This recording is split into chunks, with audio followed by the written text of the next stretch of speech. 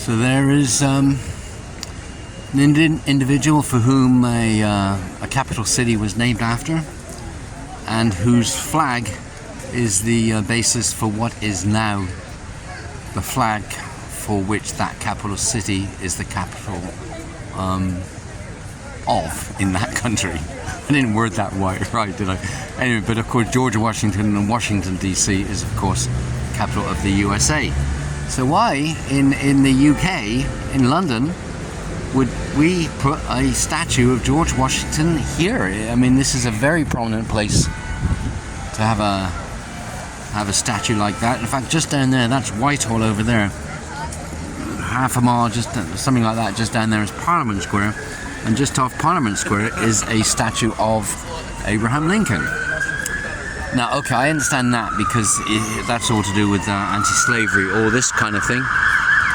But you'd think that George Washington, who some people say is a freedom fighter, other people say is a terrorist, he probably created terror to some degree or another.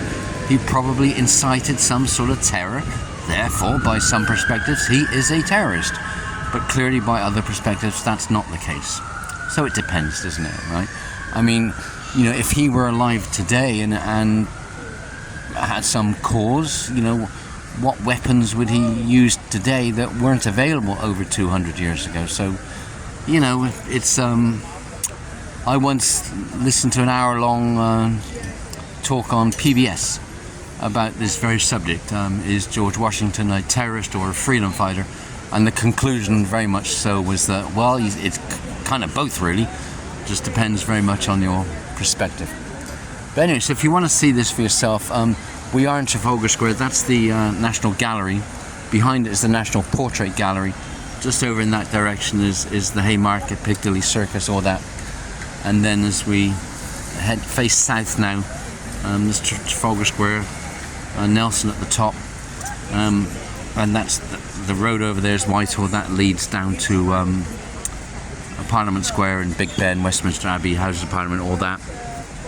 The road over there, if it's open, that leads to Buckingham Palace.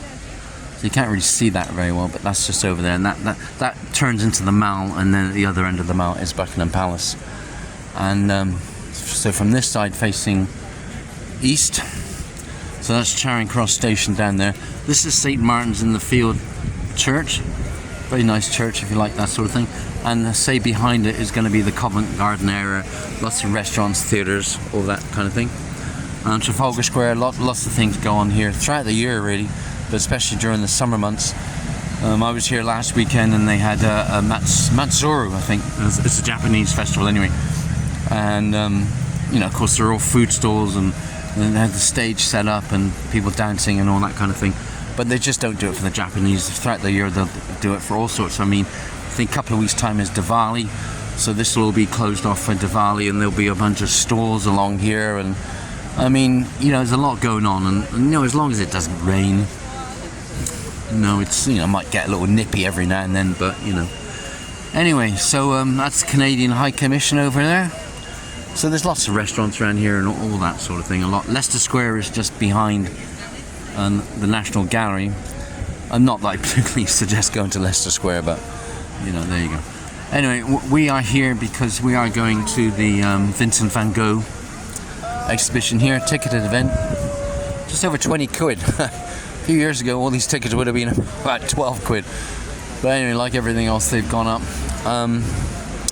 Yeah, so, but this is a National Gallery, and you know, like the British Museum, Victoria and Albert, Science Museum, all those kind of big museums, you know, the basic museum is always going to be free. But most of them these days, they'll have some sort of special something going on, and they'll be charging for that, like they are here. This year is also the 200th anniversary of the National Gallery. It started in 1824. Before then, the pictures, portraits, all that stuff were over in the British Museum, which is about 2 miles behind me, mile and a half maybe. And then, you know, there was just too much, you know, there just wasn't enough space. So somebody came up with the idea of this building here. Now it's 200th anniversary. So a lot going on here. And we have a 2 o'clock ticket, so off we go. Bye.